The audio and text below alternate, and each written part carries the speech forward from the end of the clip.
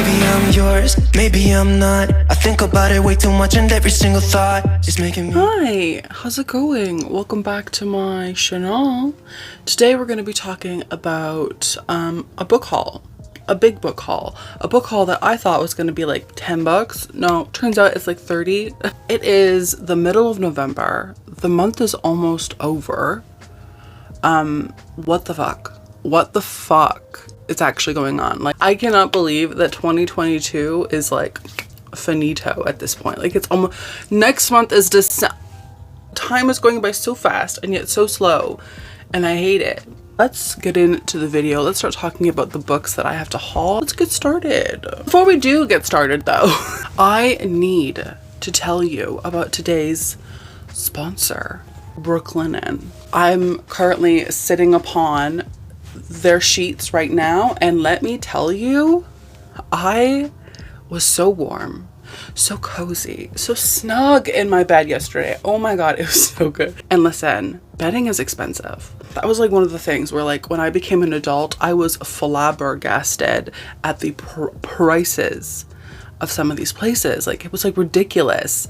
But Brooklinen is different, okay? They understand that people want high quality stuff. People want luxurious stuff, but they don't want to pay for it. And they get it, okay? And God bless them. They do get it. With Brooklinen, you were getting quality, you were getting comfort. My favorite thing in the world is getting something and not paying an arm and a leg for it, to be honest. Personally, I got the cream color because I'm a simple, basic bitch. I love just the simple stuff. I got the Luxe set, which is pillowcases, a duvet cover, a top sheet, and a fitted sheet. And I'm sorry, I was literally living, and I still am living, in the height of luxury with these sheets. I feel so bougie. Brooklinen right now is having their Black Friday sale. All Brooklinen products are 20% off. And like, you might be thinking, oh, okay, it's just for like Black Friday. No, it's for like the entire month until the end of the month. The end, that's like 2 weeks. 2 weeks for you to just be like, what am I gonna get, you know? Check out the link in my description. Go to brooklinen.com, check out their sales. Again, everything is 20% off. It's such a good deal. To be honest, we spend one third of our lives in bed. Why not make it good? Why not make it comfortable? Why not make it beautiful? Brooklinen sheets are probably about like $250, $200-ish, but comparable brands, comparable products, $500, $600. It's like twice as much. It's crazy. It's crazy. And on top of that, because it's Black Friday, you get 20% off. It's like literally such a good deal. And don't just take it from me, okay? Because like, what the hell do I know? I'm not a sheet connoisseur. I am not a fancy sheet person. However, there are 100,000, and I'm saying that again, 100,000 reviews, 5-star reviews, speak for themselves. Brooklinen has over 20 mix and match colors, so you can truly have the most authentic, like, creative, individualistic product brought to you, to your door. And once again, click the link in my description, shop Brooklinen's Black Friday sale, get 20% off. And literally sleep like an angel for the rest of your days. Like, I'm not even joking. Thank you so much to Brooklinen for sponsoring this video. I appreciate it so much. Let's get back into it, okay? Where do I even start? Like, I have so many books, I don't even know where to go. Okay, I'm gonna start here because I'm very, very excited for this book, and that is Jackal by Erin E. Adams. Look at this book. It's fucking stunning. Oh my god. So basically, in Jackal, we're following Liz, okay? And Liz is going back to her hometown, even though she like literally doesn't want to, because like it's like literally trash. Like, she hates everyone. She says that she doesn't have the fondest memories, okay? Which is like fair, because Liz is a black woman, and I'm assuming that her town has been kind of racist. But her best friend is getting married, and so she's like, you know what, fine, I'll go. Like, even though I don't want to, I'd rather fucking die, but I'll go because I'm a really good person. And then the wedding happens, and everyone's having fun, everyone's like dancing and drinking, you know how weddings are. Then everything is kind of bummed out. The newlywed's daughter, Carolyn, walks away, runs away, is like never seen. She poof, gone. And people are like, what the fuck happened to Carolyn? Strangely enough, also, the only thing left behind of sweet little Carolyn is a fucking blood-covered piece of cloth. It's not boding well for Carolyn, to be honest. People freak out, okay? People are frantic. People are like, we need to freaking find Carolyn because this shit's suspicious. And Liz is like, yes, it is suspicious because this has happened before. Back in the day, when there was like a party in the woods with this girl named Keisha, another black girl, goes missing as well. And then Liz is like, okay, that's suspicious, but like, let me do some research. She gets on her little fucking internet thing and she's like, oh my God, this is like a pattern. This is a thing that's happened before again and again and again and again. It's just black girls going missing. And so Liz is like, this is fucking fucked, dude. With the evil in the forest creeping closer, Liz knows what she must do. Find Caroline or be entirely consumed by the darkness. This sounds so fucking good. It seems really spooky, first of all, and it also seems like so much fun, but like in like a really fucked up way, you know what I mean? I'm so excited. I can't wait to read this, and this cover is stunning. Speaking of things that I'm excited for, I also have this book, which was sent to me by a daddy tour. They sent it to me because they're like super nice and they're like a really good daddy. By the way, it comes out also in January 2023. So this is Tell Me I'm Worth It by Allison Ramette.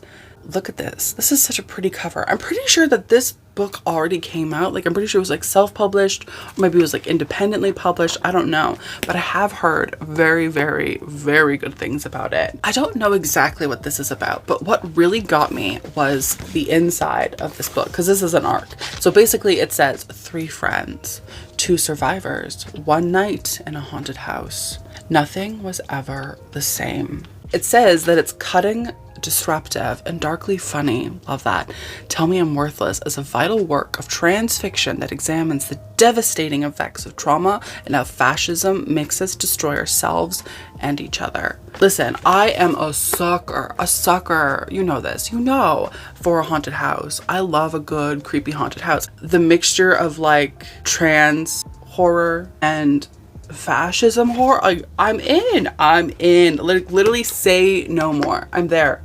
I live here. I'm here now. Like, give it to me. Then another thing that Tor actually sent me, and this comes out in February, is Sister Maiden Monster by Lucy A. Snyder. Look at this. That's such a stunning cover. But basically, it says on the back that to survive, they must evolve. Virus is torn across the globe. People are dying. People are getting very sick. And it's like very grotesque because like when they get sick, they transform, but not into like something cool, like a vampire, like a werewolf. No, they transform in nightmarish ways. As the world collapses, dark forces pull a small group of women together. We have 3 main characters. One of those characters is named Erin, and she's quiet and closeted, you know? She's meek, but she was more like, actually, because she's not anymore. Now she acquires an appetite for a woman and her brain. Why does forbidden fruit taste so good? I'm assuming that Erin wants to like eat the brains of this woman like a zombie or something. Like, that's creepy. And then we have Savannah, who's like a professional BDSM switch, which is like so cute, so quirky. Love it. She discovers a new turn on, committing brutal murders for her eldritch masters. That was like a real bummer.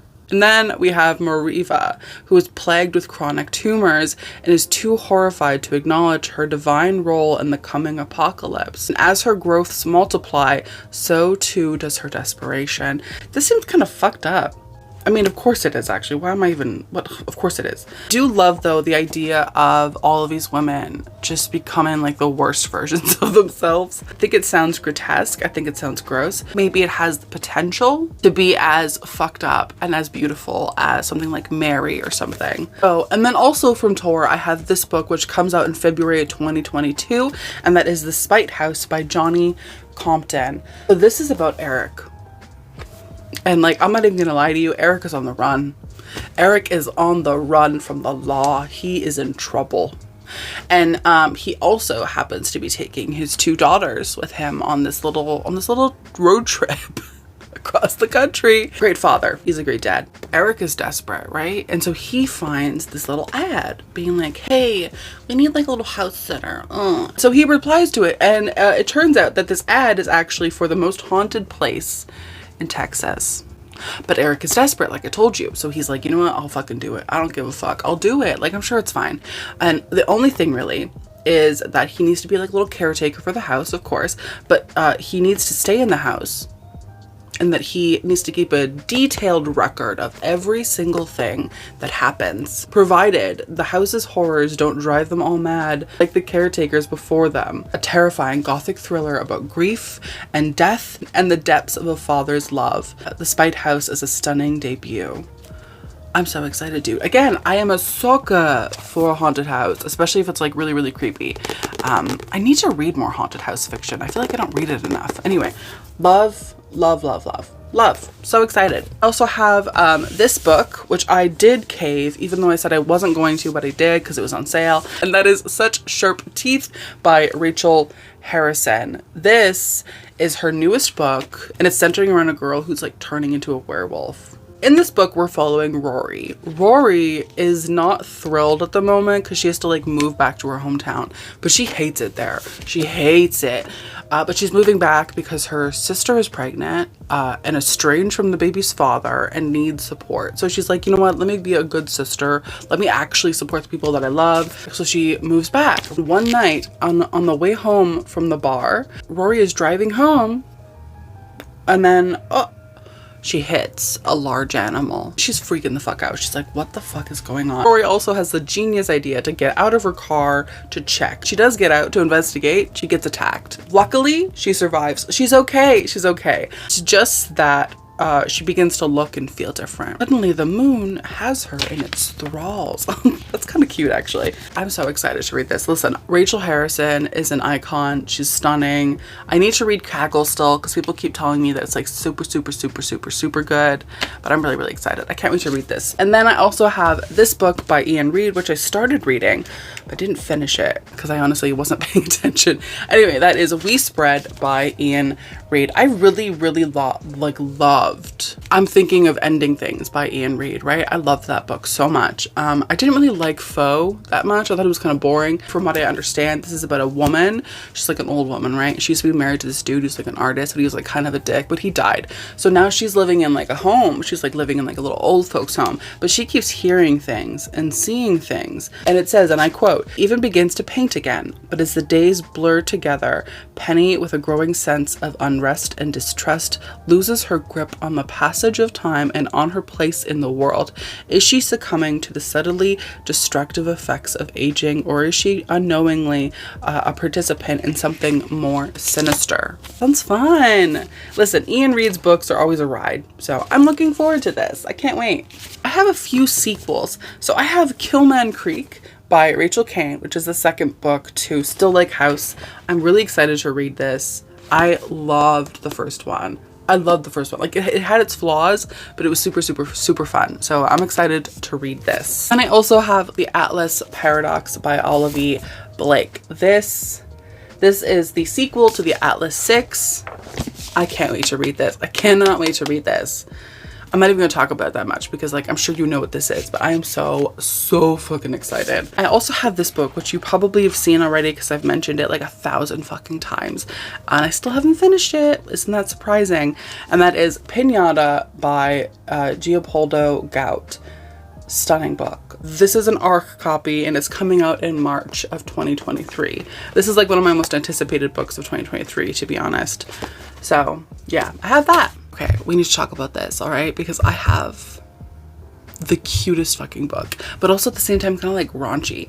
And that is A Merry Little Meet Cute by Julie Murphy and Sierra Simone. This I've read. I'm gonna be reading it soon in a little weekly reading vlog that I'm posting soon.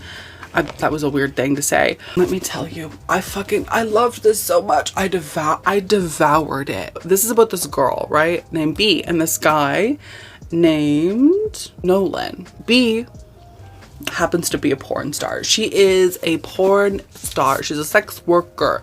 And she's really good at her fucking job, okay? And she also happens to be fat.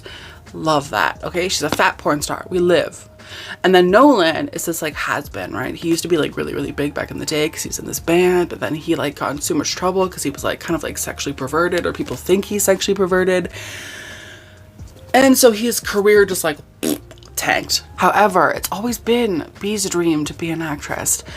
So she basically gets a part, like the lead role in a Hallmark movie starring alongside Nolan, who was like her childhood crush. And oh my God, bitch, I was living, dying, breathing, gasping, suffocating, like the whole time while reading this. Okay, first of all, it looks super, super cute. It looks like a little fun. Oh my God. No, it's like, it's fucking dirty. It's nasty. And I literally lived. Like, it was so steamy. It was so spicy. Like, there was so much seasoning on every little morsel. And I was just eating it up like a little fucking bitch. I don't know what the fuck I'm talking about. But like, I loved it. I just want all romance novels to be from the point of view of fat women. Like, I don't even care. Like, skinny bitches had their run. I want every fucking novel to be about fat women. Period. Yeah. just wait till you see the reading vlog. Okay, I'm gonna stop before I like literally talk your ear off. We only have a few books left, actually, which is surprising. I have Spine Shivers, The Screaming Bridge by J.A. Dark. So this is like a sequel, sort of companion book to this like clown book that I read not that long ago. I bought this because I was like, I really liked it. I want to see what else is out there. 50 years ago, 37 orphans kick the bucket. They're dead because their bus was riding and then plunged off the side of a bridge on Old County Road. And Emma, in the present day, hears about this legend and she's like, that's crazy. That's crazy. Because they also say that you can like hear like the screams if you go on the bridge. So she's like, I don't believe it. She decides to take up the dare and visit this abandoned orphanage and visit this haunted bridge. And it says that Emma's fearlessness is put to the ultimate test. It sounds so good. It sounds so creepy. I'm so into it. I'm so into it. And finally, we have The Curse of the Reaper, which is by Brian Macaulay. Why am I speaking like this? I don't know. Decades, okay, after playing the titular character in the 80s horror franchise Night of the Reaper, Howard Browning has been reduced to signing autographs for his dwindling fan base at genre conventions. Like, literally, how embarrassing is that? It says also that this is Scream meets The Shining, and I don't know how I feel about that. There's this guy, right, named Howard. He's not doing so well. And then his franchise gets rebooted, and he's like, oh my God, they're gonna ask me to play the character that I played like 30 years ago. It's gonna be so good. And no, they get this hotter, younger, more relevant dude to play his character. He's not happy about that. He's not happy about that at all. He's actually quite upset. But as Howard fights to reclaim his legacy, the sinister alter ego consumes his unraveling mind, pushing him to the brink of violence. Maybe like a slasher moment? I'm not sure, actually. I don't know. Let me know down below if you've read this and what you thought of it. I would love to know your opinion. The rest of the books I have are all fantasy. First of all, let's talk about George R.R. Martin, okay? Little George Ray Martin. Little George Ronald Reagan Martin. I have Fire and Blood, which is like the prequel sort of like Targaryen history book. It's literally stunning. Like, look at this cover. I'm dying. It's so pretty. I love it. It has illustrations in it. This one creeps me out. This one terrifies me. They're so creepy. They're so beautiful. Of course, we have The Dragons. Stunning. This book is beautiful. So basically, this is the history of the Targaryens, or I guess like the history of the Targaryen dynasty. Stunning. And as you may know, I do really want to do a Fire and Blood / Song of Ice and Fire reading vlog, and I plan to do it like closer to the end of the month and then finish probably around like mid-December. And I also have a Game of Thrones by George R.R. Martin. I bought the hardcover. I succumbed. I bought it. It's stunning. Like, listen, these books are fucking expensive. They're $41 Canadian. They better be fucking gorgeous. But in case you don't know, in which case, like, are you living under a rock? Like, you might be. This is about basically this guy named Ned. He like lives in this place called Westeros, right? And things are like pretty okay, I guess. And then he gets visited by Robert Baratheon, who happens to be like the king of Westeros, okay? Because Ned is just like a little lord guy. And so Robert shows up and he's like, hey Ned, how's it going? Guess what? So our very good friend, John Arryn, yeah, R.I.P. him, because he's fucking dead. It's like such a bummer. And Ned is like, oh my god, that's such a fucking bummer. Like, oh my god, I really liked John. So they're very upset. But then Robert is like, listen, like these fucking Lannister guys, which is like another house in this like, you know, fictional land. The Lannisters are like totally crazy and like really are just like, I think out to fuck me up, like honestly. And I could really use somebody that I actually like really trust to be in like my little circle. And he's like, okay, cool. And Robert is like, so would you be like the hand of the king? Would you like think about that? And immediately Ned is like, absolutely not. It's like too much drama. I can't take it. I am not a drama mama. Okay, I'm not doing it. And then his wife Catelyn is like, listen, I'm pretty sure that like the Lannisters killed John Arryn. I'm pretty sure that they fucking murdered him. And he's like, oh my god, that's like crazy. Oh, it must be true. So he agrees to go to King's Landing with Robert, leave his family in Winterfell except for his daughters. And that's where the book begins. It's basically like a little fantasy murder mystery. And then there's also like a bunch of other characters. It's crazy. I'm so excited to reread this. I can't wait. I can't wait. And then I have the rest of the books that I have from John Gwynne that I've purchased. And if you're like, bitch, what you have? Yes, I bought 5 of his books. Don't judge me. I mean, of course you know that I bought Shadow of the Gods. Like, duh. Like, look at it. It's stunning. How could I not buy this book? I also annotated the ever-living fuck out of it. And it's stunning! I'm doing a reading vlog for this and the sequel, which happens to be Hunger of the Gods. Which, again, is also fucking stunning. Ugh. Like, fuck me in my asshole.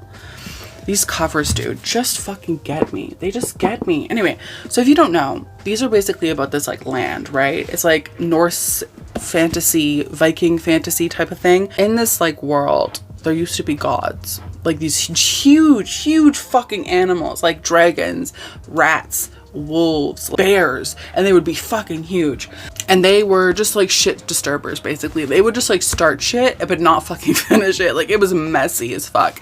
And they were all related and they all hated each other. And so eventually all of these gods just like ended up destroying each other.